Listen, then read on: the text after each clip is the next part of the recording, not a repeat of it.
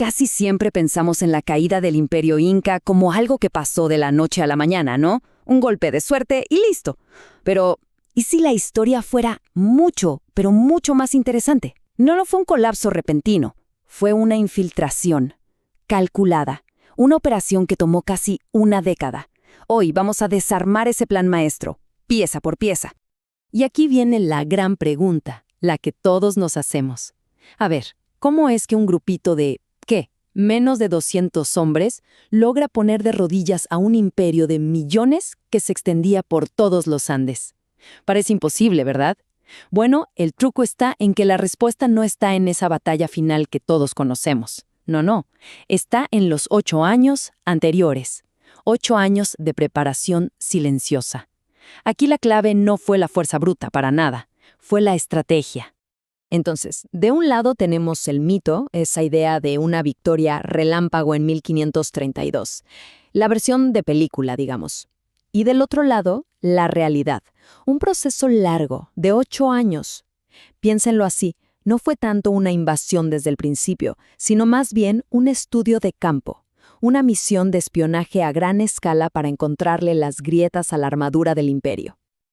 Ok, entonces empecemos por lo primero. Vamos a desmentir ese mito del colapso de un día para otro. Porque para entender de verdad cómo pasó todo, es fundamental que nos metamos de lleno en lo que ocurrió en esos años clave, entre 1524 y 1532. Ahí está el secreto de todo el plan. Y miren, esta cita de la gran historiadora María Rostworowski lo dice todo, de una forma brillante. El Tahuantinsuyo no era un bloque de piedra invulnerable. Para nada. Era una entidad política súper compleja, con sus propias fisuras, sus tensiones internas entre distintos pueblos.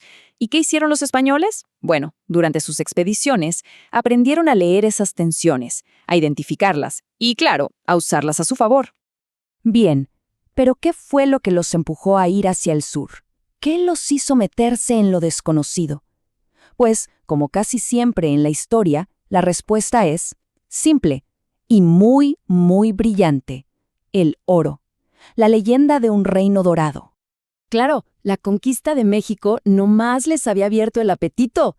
Y desde Panamá, que era como su centro de operaciones, empezaron a correr unos rumores. Pero unos rumores increíbles.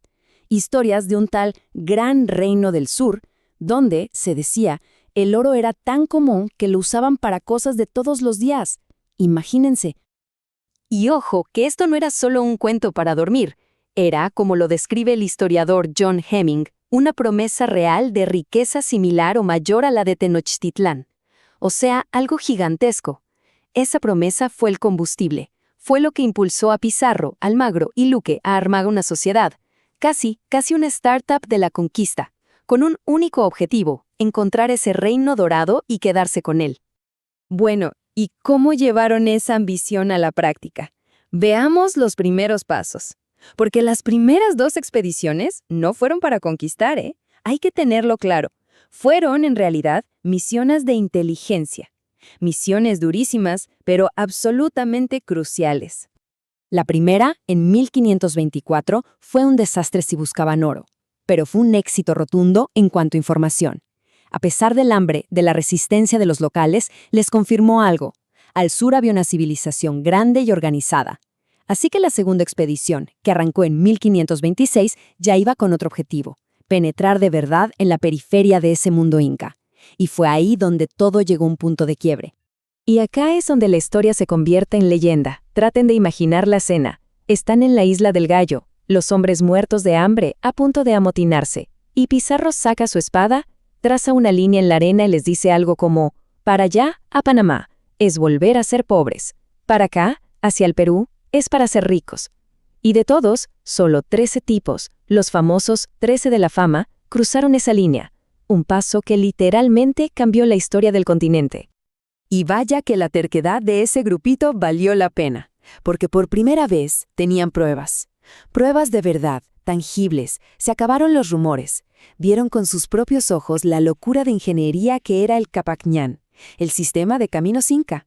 Vieron una sociedad súper organizada, con sus llamas, sus textiles finísimos y, lo más importante, las primeras piecitas de oro.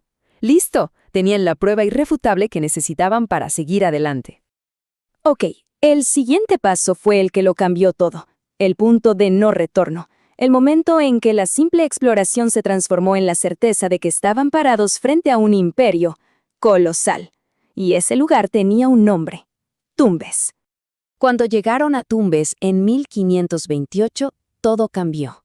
A ver, esto no era como las aldeas que habían visto antes en la costa. No, Tumbes era una ciudad, un centro administrativo y militar inca con todas las letras. Las crónicas dicen que el shock, la impresión que les causó fue casi la misma que sintieron cuando vieron Tenochtitlán, la capital azteca, por primera vez. Así de grande fue. Y lo que encontraron ahí, más que un tesoro de oro, fue un tesoro de inteligencia, de información. Vieron templos de piedra, depósitos de comida del Estado, canales de riego, una ciudad totalmente planificada. Se dieron cuenta de la complejidad de su administración.